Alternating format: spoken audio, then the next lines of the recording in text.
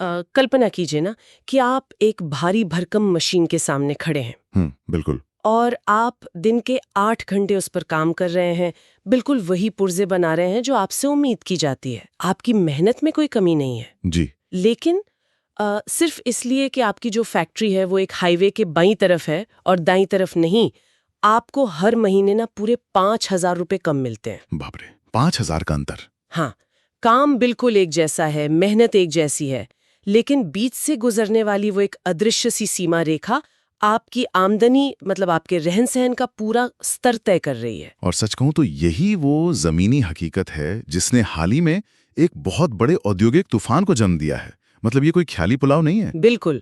ये दिल्ली और उत्तर प्रदेश के बॉर्डर पर काम करने वाले हजारों मजदूरों की रोजमर्रा की जिंदगी है।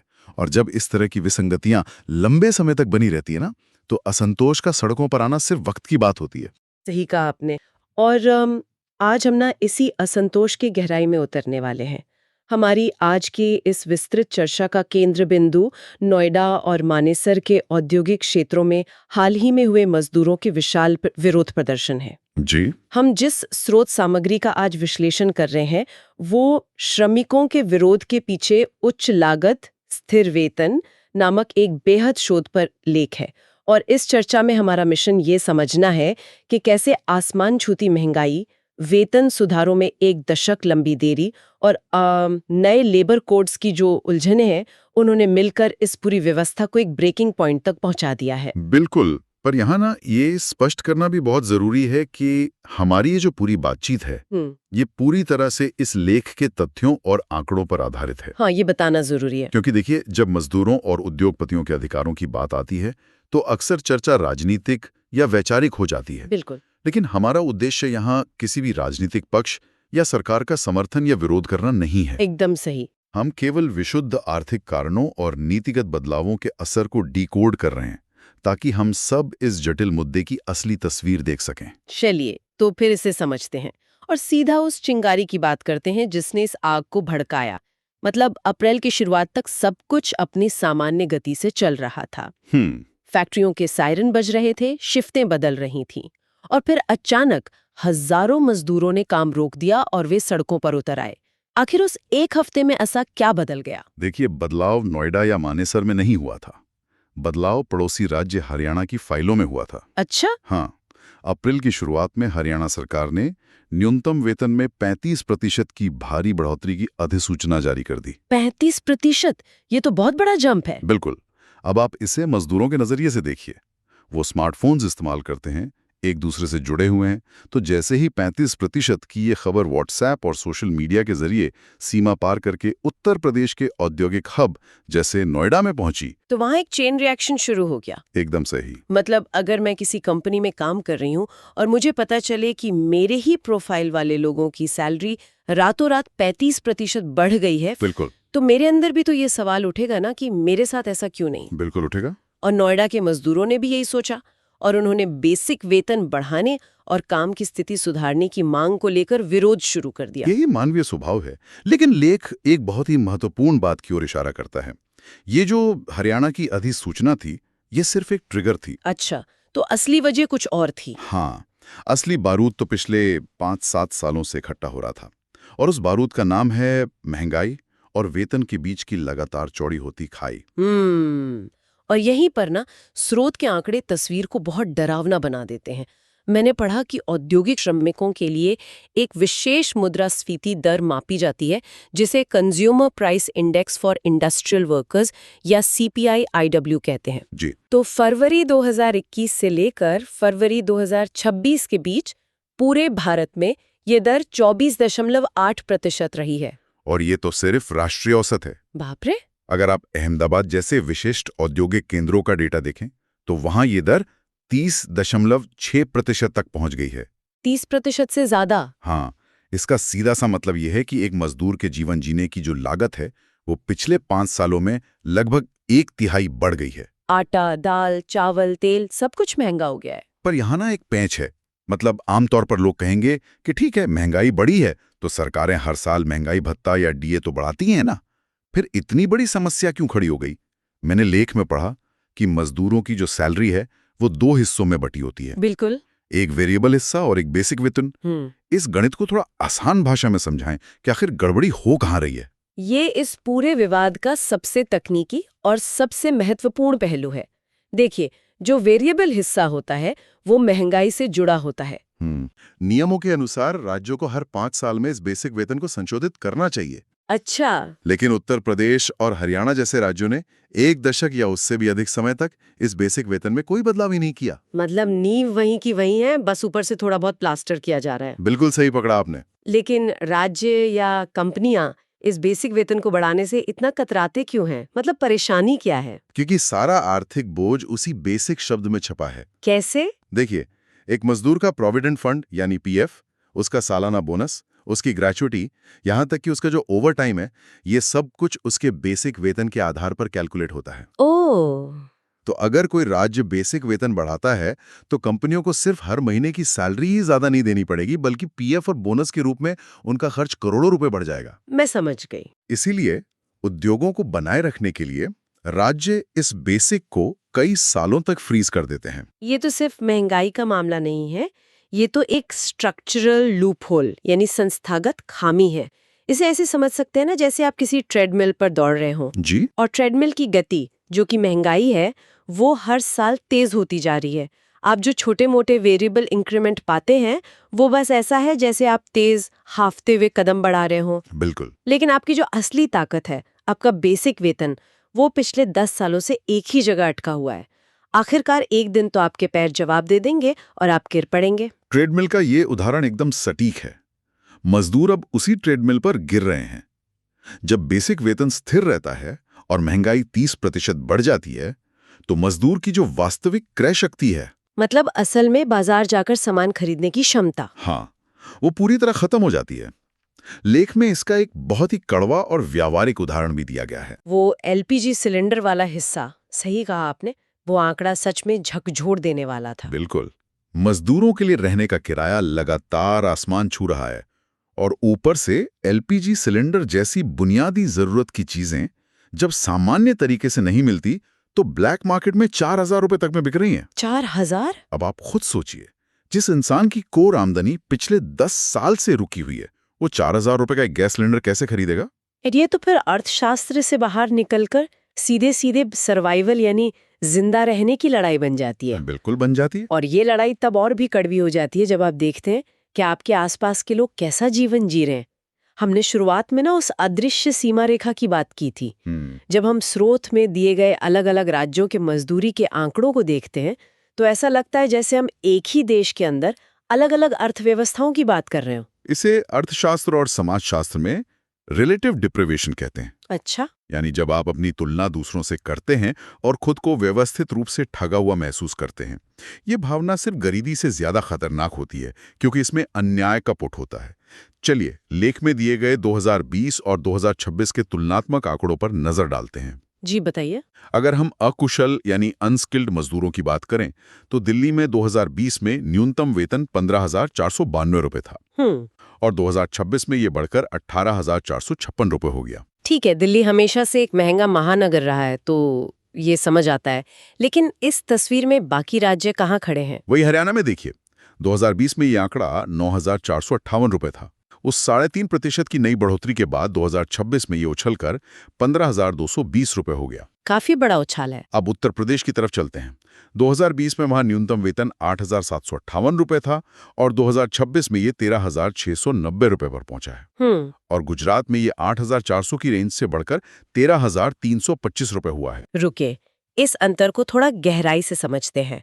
दिल्ली का न्यूनतम वेतन है 18,456 रुपए जी। और उसके बिल्कुल सटे हुए उत्तर प्रदेश के नोएडा में ये 13,690 रुपए है। ये तो लगभग 5,000 रुपए का अंतर है। बिल्कुल। एक मजदूर जो महीने का 13,000 कमा रहा है उसके लिए 5,000 रुपए कोई छोटी रकम नहीं है। ये उसकी कुल आमदनी का 1/3 से भी ज्यादा हिस्सा है। और यही वो बात है जो मजदूरों के अंदर लगातार उबल रही थी। जब एक मजदूर नोएडा की किसी फैक्ट्री में 8 घंटे पसीना बहाता है और उसे पता होता है कि दिल्ली में बस कुछ किलोमीटर दूर उसी की जैसी दूसरी फैक्ट्री में बिल्कुल उसी काम के लिए किसी और को 18,500 रुपए मिल रहे हैं, तो उसे बहुत बुरा लगेगा। हाँ, वो इसे अर्थशास्त्र का नियम नहीं मानता, वो इसे अपने श्रम का अवमूल्यन मानता है। क्षेत्रीय असमानता का ये स्तर ना औद्योगिक शांति के लिए एक बहुत बड़ा टाइम बॉम्ब है। बहुत ही दिलचस्प और जटिल मोड़ लेती है। जी, पैसे की कमी अपनी जगह है, लेकिन जब खेल के नियम ही अस्पष्ट हो जाएं, जब मजदूरों को ये पता ही ना हो कि कल उनके काम के घंटे क्या होंगे, तो एक अलग ही तरह का डर पैदा होता है। और ये हमें नए लेबर कोड्स यानी श्रम संहिताओं की ओर ले जाता है। सही कहा आपने। और शायद यही इस पूरे मुद्दे का सबसे अनदेखा लेकिन सबसे प्रभावशाली पहलू है। नवंबर 2025 में जो 4 नए लेबर कोड्स अधिसूचित किए गए थे, उन्होंने औद्योगिक क्षेत्रों में एक तरह का पॉलिसी वैक्यूम या कह लें कि नीतिगत शून्यता पैदा कर दी है। एक मिनट, अगर सरकार ने 4 नए विस्तृत कोड्स लागू कर दिए हैं, तो फिर शून्यता कैसी? कोड्स तो नियम बनाने के लिए लाए गए थे ना? नियम बनाए गए हैं, लेकिन उन नियमों को बनाने और बदलने की जो शक्ति है ना, उसका ढांचा पूरी तरह बदल गया है। इन नए कोड्स ने एक बहुत बड़ा संस्थागत शिफ्ट किया है। अच्छा, कैसा शिफ्ट? कानून बनाने और उसकी बारीकियों को तय करने की शक्ति अब संसद से हटकर मुख्य रूप से कार्यपालिका या एग्जीक्यूटिव के पास आ गई है। इसका घोषित उद्देश्य ये था कि राज्य सरकारें और प्रशासन बाजार की बदलती जरूरतों के हिसाब से नियमों को तुरंत ढाल सकें। मैं यहाँ थोड़ा डेविल्स एडवोकेट बनना चाहूंगी। हाँ, बताइए। क्या ये जो लचीलापन या फ्लेक्सिबिलिटी है, ये आज के दौर की जरूरत नहीं है? मतलब अगर हमें चीन या वियतनाम जैसे देशों से मुकाबला करना है, ग्लोबल मैन्युफैक्चरिंग को भारत लाना है, तो नियमों में लचीलापन तो चाहिए ही होगा ना, ताकि फैक्ट्रियां बाजार के हिसाब से काम कर सकें और लाल फीताशाही कम हो। आपका तर्क मैक्रो इकोनॉमिक्स के नजरिए से बिल्कुल सही है। लचीलापन उद्योगों के लिए ऑक्सीजन की तरह है। लेकिन यहाँ ये समझना होगा कि संसद से शक्ति छीनकर एग्जीक्यूटिव के पास जाने का जमीनी मतलब क्या होता है। क्या होता है? जब कोई नियम संसद या विधानसभा में बनता है तो उस पर विपक्ष सवाल उठाता है, मीडिया बहस करता है और पब्लिक स्क्रूटनी होती है। बिल्कुल। लेकिन जब ये शक्ति एग्जीक्यूटिव के पास आती है तो किसी बंद कमरे में बैठा एक नौकरशाह सिर्फ एक हस्ताक्षर से काम के घंटों का नियम बदल सकता है। इसी वजह से मजदूरों के लिए लचीलापन एक सुरक्षा जाल के बिना रस्सी पर चलने जैसा हो गया है। अब मैं समझी। नियम बनाने की प्रक्रिया से वो जो एक सार्वजनिक घर्षण या पब्लिक फ्रिक्शन था, वो हटा दिया गया है, जिससे उद्योगों को तो आसानी हो गई, लेकिन मजदूरों की आवाज रखने की जगह खत्म हो गई। एकदम सही। और इसका सबसे बड़ा उदाहरण है काम के घंटे।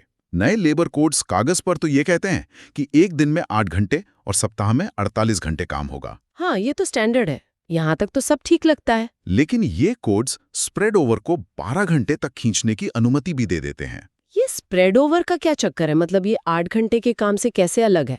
इसे ऐसे समझिए जैसे आप किसी राइड शेयरिंग ऐप के ड्राइवर हैं। ठीक है। आपका वो समय ऐप के नियंत्रण में है। हाँ, मैं कहीं जा नहीं सकती। बिल्कुल। स्प्रेड ओवर कुछ ऐसा ही है। ये वो कुल समय है जिसके लिए मजदूर फैक्ट्री के नियंत्रण में रहता है। अच्छा। मान लीजिए एक फैक्ट्री मैनेजर मजदूर से कहता है कि तुम 4 घंटे काम करो, फिर 4 घंटे का बिना पैसे का ब्रेक लो और फिर वापस 4 घंटे काम करो। अरे बाप रे। तकनीकी और कानूनी रूप से मजदूर ने काम तो 8 ही घंटे किया, लेकिन वो सुबह से लेकर रात तक पूरे 12 घंटे फैक्ट्री के परिसर के आसपास ही फंसा रहा। ये तो वाकई खौफनाक है। आप दिन के 12 घंटे दे रहे हैं, लेकिन आपकी सैलरी स्लिप पर सिर्फ 8 घंटे का पैसा जुड़ रहा है। जी। और क्योंकि नियम एग्जीक्यूटिव के हाथ में है, तो कोई स्पष्टता नहीं है कि इसका दुरुपयोग कैसे रोका जाएगा। मजदूरों के मन में तो ये गहरा डर बैठ ही जाएगा ना कि इस स्प्रेड ओवर वाले लचीलेपन का इस्तेमाल बिना ओवरटाइम दिए उनके पूरे दिन पर कब्जा करने के लिए किया जाएगा। बिल्कुल बैठेगा। और हम जानते हैं कि जब जानकारी स्पष्ट नहीं होती तो एक और चीज बहुत तेजी से फैलती है, अफवाहें। सोशल मीडिया के इस दौर में अफवाहों की भूमिका को नकारा नहीं जा सकता। लेख में इसका बहुत ही सटीक जिक्र है। हाँ, वो अफवाह वाला हिस्सा। जब ये भ्रम की स्थिति चल रही थी ना, तभी सोशल मीडिया पर एक अफवाह जंगल की आग की तरह फैल गई कि नए कोड्स के तहत अब पूरे देश में 20,358 रुपए का एक समान न्यूनतम वेतन लागू हो गया है। 20,358 रुपए।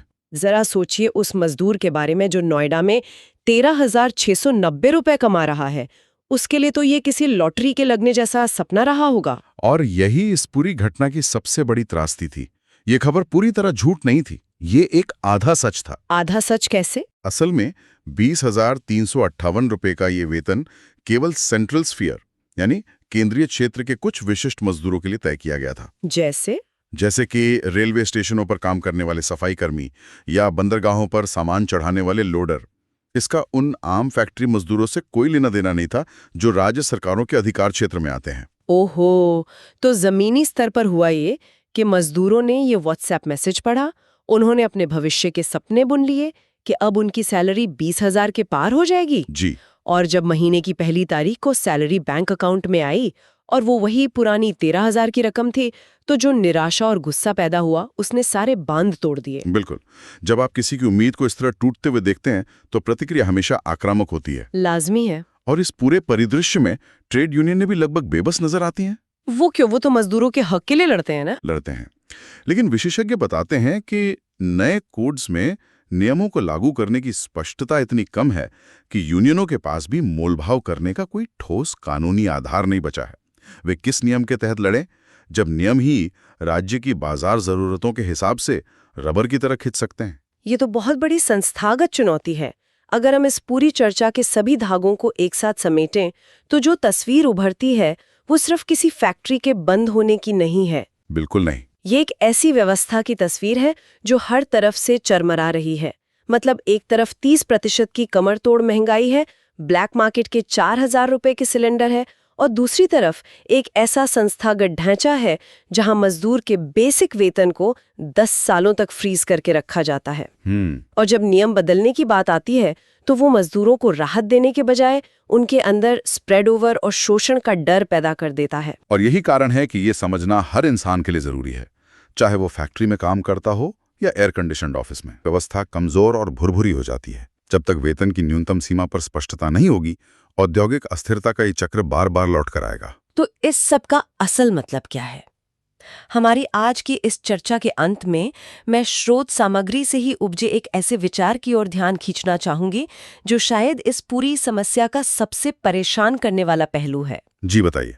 हमने देखा कि नए लेबर कोड्स राज्य सरकारों को ये आज़ादी देते हैं कि वे बाजार की ज़रूरतों के अनुसार नियम तय कर सकें। हम ये भी जानते हैं कि हर राज्य चाहता है कि बड़ी बड़ी कंपनियां और फैक्ट्रियां उनके यहाँ निवेश करें। बिल्कुल, निवेश तो सबको चाहिए। तो क्या हम भविष्य में एक ऐसी खतरनाक स्थिति देखने वाले हैं जिसे अर्थशास्त्र में रेस टू द बॉटम कहा जाता है? ये बहुत अहम सवाल है। मतलब क्या राज्य निवेश खींचने के लिए इस बात की होड़ लगाएंगे कि हमारे यहाँ आओ, हमारे यहाँ मजदूरों के अधिकार सबसे कमजोर हैं, हमारे यहाँ आप 12 घंटे का स्प्रेड ओवर बिना किसी रोक टोक के लागू कर सकते हैं? क्या हम फैक्ट्रियों की चमक दमक तो बढ़ाएंगे, लेकिन उसकी पूरी कीमत उस मजदूर के जीवन स्तर से चुकाई जाएगी जो उस मशीन को चला रहा है? ये सोचने वाली बात है। ये एक ऐसा सवाल है जिस पर हम सबको विचार करना चाहिए, क्योंकि जब नीतियां इंसानों को सिर्फ लागत का एक हिस्सा मान लेती है ना, तो कोई भी समाज लंबे समय तक तरक्की नहीं कर सकता। बिल्कुल सही बात है। तो इसी विचार के साथ हम आज की इस विस्तृत चर्चा को यहीं विराम देते हैं। इस जटिल और जरूरी मुद्दे की गहराइयों को हमारे साथ खंगालने के लिए आपका बहुत बहुत धन्यवाद। अगली बार किसी नए विषय और नए शोध के साथ फिर लौटेंगे।